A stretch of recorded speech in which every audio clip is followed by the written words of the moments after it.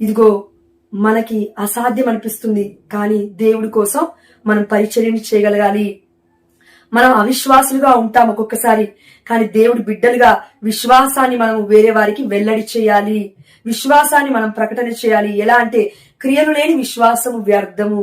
అమ్మ మరియ తల్లి వలె క్రియారూపకములో దేవుడి పైన ప్రేమను, దేవుడి పైన విశ్వాసాన్ని ఎదుటి వారికి సహాయం చేయడం ద్వారా, వారికి నమ్మకస్తులుగా ఉండడం ద్వారా ఆ దేవాది దేవుడిపై మనకెంత నమ్మకం ఉందో మనం వెల్లడించాలి ప్రియమైన బిడ్డ అని దేవుడు కోరుకుంటూ ఉన్నాడు.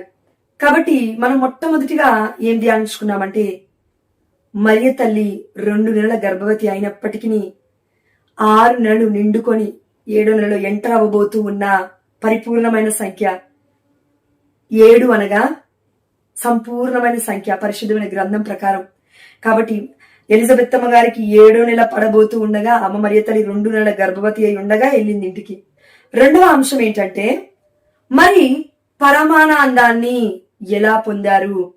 అమ్మ మరియ తల్లి ఎలిజబెత్తమ్మను సందర్శించడం ద్వారా ఎంత గొప్ప సంతోషాన్ని వాళ్ళు చవి చూడగలిగారు అని వాక్యము ధ్యానిస్తూ ఉంటే, ఇదిగో లూకాసు వార్త 1వ అధ్యాయము 40-41 వచనాలు. ఆమె జకర్యా ఇంటిలోకి ప్రవేశించి ఎలిజబెత్తమ్మకు వందన వచనములు పలికెను. ఆ శుభవచనములు ఎలిజబెత్తమ్మ చెవిన పడగనే ఆమె గర్భమందలి శిశువు గంతులు వేసెను. ఆమె పవిత్రాత్మచే పరిపూర్ణురాలాయను. ఆమె హల్లెలూయా. చూడండి, గర్భములో ఉన్న శిశువు గంతులు వేశాడంటే దానికి ఒక అర్థం ఉంది. అదేంటంటే పవిత్రాత్మచే ఎలిజబెత్తమ్మ గారు పరిపూర్ణురాలయ్యింది. ఇక్కడ వాక్యం చాలా క్లియర్ గా దేవుడు చెప్తూ ఉన్నాడు. అదేంటి? దేవుడు ఆల్రెడీ జకర్యాకి కనబడి నీ భార్య గర్భము ధరిస్తుందని చెప్పాడు కదా, మళ్ళీ ఇక్కడ పవిత్రాత్మచే ఎలిజబెత్తమ్మ ఎందుకు పరిపూర్ణురాలవుతుంది? అక్కడ అవ్వలేదా అనే ఆలోచన ఒకవేళ మనలో వచ్చుంటే అండి, లూకాసు వార్త 1వ అధ్యాయము 15వ వచనం చూడండి. 14-15 చదువుతాను. నీవు ఆనందముతో ఉప్పెంగెదవు. ఎవరితో చెప్తున్నాడు దేవదూత అంటే, ఇదిగో జకర్యాతో. నీవు ఆనందముతో ఉప్పొంగెదవు, అతని జన్మ అనేకులకు సంతోష కారణమగును. 15వ వచనము, ప్రభువు దృష్టిలో అతడు గొప్పవాడగును. ద్రాక్ష రసమును గాని మద్యమును గాని పానము చేయడు. ప్రభు దృష్టిలో మనం గొప్పవారం అవ్వాలంటే ద్రాక్ష రసమును గాని మద్యమును కాని పానము చేయకూడదు అని అర్థము. అదేవిధంగా తల్లి గర్భముననే పవిత్రాత్మతో నింపబడును. ఇక్కడ వాక్యం చాలా క్లియర్ గా సెలవిస్తూ ఉన్నాడు దేవుడి యొక్క వాక్యం. తల్లి గర్భములో ఉన్నప్పుడే పవిత్రాత్మతో నింపబడతాడు. నింపబడ్డాడు అని లేదండి, ఇక్కడ కరెక్ట్ గా అర్థం చేసుకోండి. నింపబడ్డాడు అని లేదు, నింపబడును అంటే ఎప్పుడు నింపబడ్డాడు? పవిత్రాత్మతో. అంటే పరిపూర్ణంగా అనుగ్రహ పరిపూర్ణురాలైన అమ్మ మరియ తల్లి పరిశుద్ధాత్మ దేవుణ్ణి, తండ్రి దేవుణ్ణి, యేసుక్రీస్తు వారిని దివ్య మందసముగా కదిలి ఆ ఇంటికి వెళ్తూ ఉన్న సమయంలో వెళ్ళిన తర్వాత వందన వచనమును పలకగానే, ఇదిగో తండ్రి కుమార పరిశుద్ధాత్మ దేవుణ్ణి మోసుకొచ్చిన ఆ తల్లి వందన వచనములు, ఆ స్వరాన్ని, శబ్దాన్ని, మధురమైన ఆ యొక్క పలుకుని వందన వర్షములు వినగానే, ఇదిగో ఎలిజబెత్తమ్మ పవిత్రాత్మతో పరిపూర్ణురాలవుతూ ఉంది. మరి ఎలిజబెత్తమ్మ పరిపూర్ణురాలయ్యిందంటే తన గర్భంలో అటాచ్డ్ గా కడుపులో ఉన్న మరి బిడ్డ పరిపూర్ణుడు అవ్వడా? అవుతాడు కదా. ఆమేన్ హల్లెలూయా.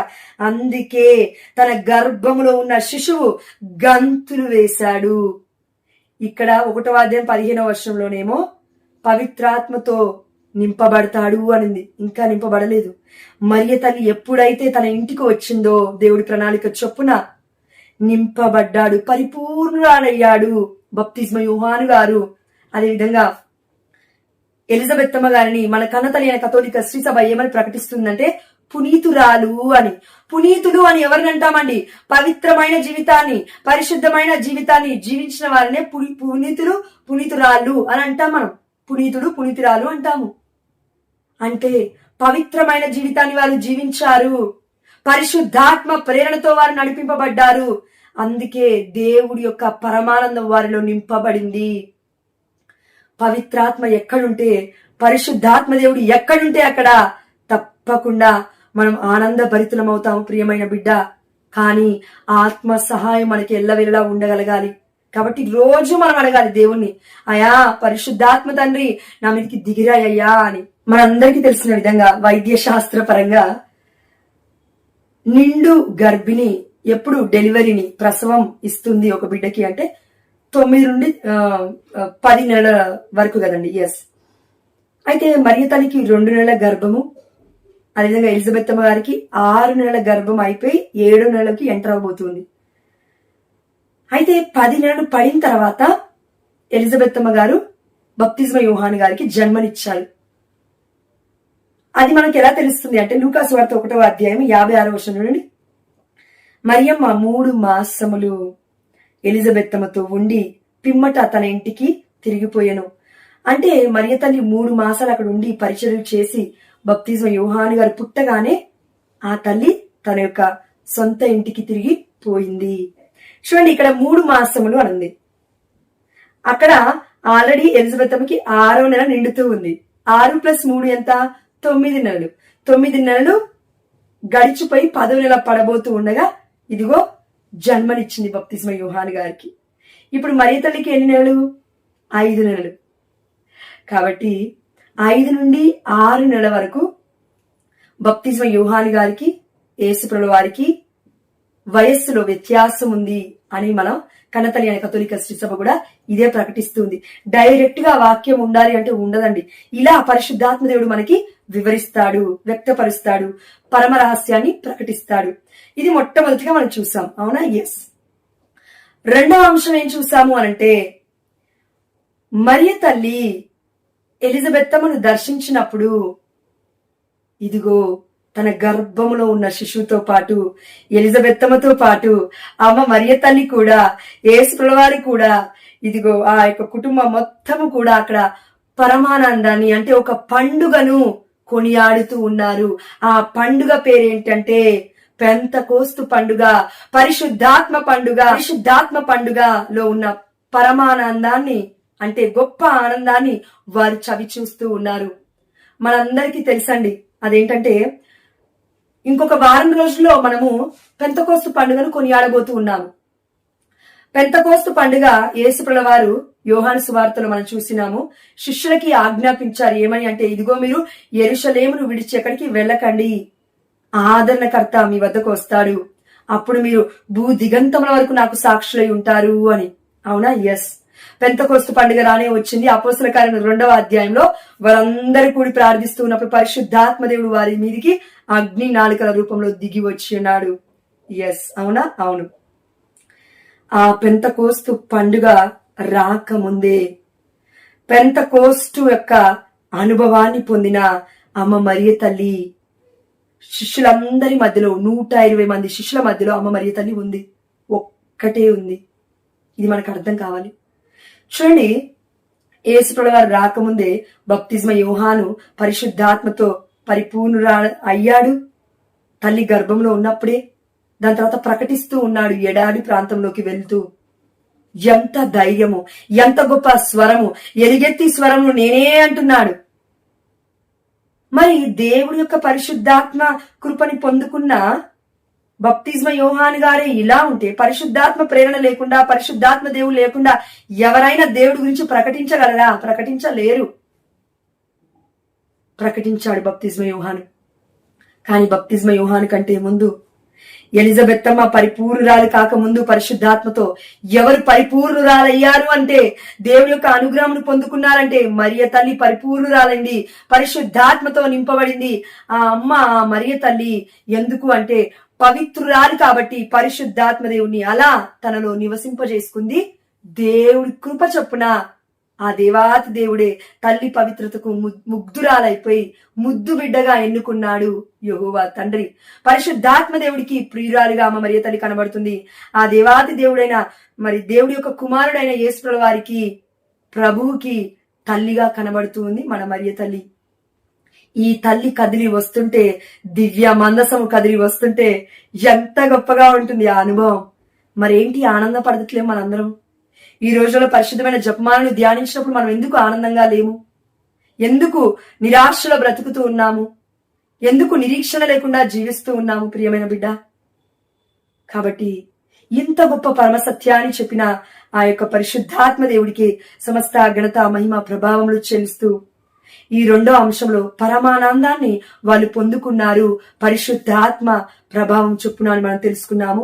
మూడవ అంశంలో పెంతకోస్తు పండుగ 8 రోజుల ముందే అమ్మ మరియ తల్లి పెంతకోస్తు పర్సన్ గా అంటే పరిశుద్ధాత్మని పొందుకున్న ఒక గొప్ప యోధురాలిగా వీరురాలిగా మన కళ్ళ ముందు కనబడుతూ ఉంది. గొప్ప ప్రార్థనావంతురాలిగా, నీతిమంతురాలిగా, విశ్వాసపాత్రురాలిగా, ఇదిగో సకల పునీతులకు రాజ్ఞిగా, గురువుల రాజ్ఞిగా, కన్యాస్త్రీలకు రాజ్ఞిగా, పరలోక భూలోక రాజ్ఞిగా, ఆత్మ శరీరములతో ఆ మరియ తల్లి ఏ విధంగా అయితే పరలోక రాజ్యానికి కొనుకోబడిందో ఈ లోకంలో ఉన్నప్పుడే ఆ దేవాది దేవుడి యొక్క పరమానందాన్ని పరిశుద్ధాత్మ దేవుడి యొక్క కృప చొప్పున అమ్మ మరియ తల్లి నిండుగా పొందుకొని ఆనందిస్తూ ఉంది. అందుకే అమ్మకి పాపమే అంటలేదు, పాపమే సోకలేదు, ఏ పాపంలో అమ్మ పడలేదు కూడా.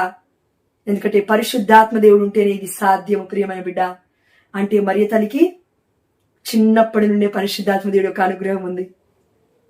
కాబట్టి చాలా ఆనందిస్తున్నాను నేనైతే. ఎందుకంటే దేవుడు ఇంత పాపినైన నా నోటి ద్వారా ఇంత గొప్ప పరిశుద్ధమైన పలుకులను పలికించినందుకు దేవాది దేవుడికి సమస్త ఘనత మహిమ ప్రభావములు చెల్లిస్తూ, మరి ఈ మూడో అంశము చాలా అద్భుతమైనది.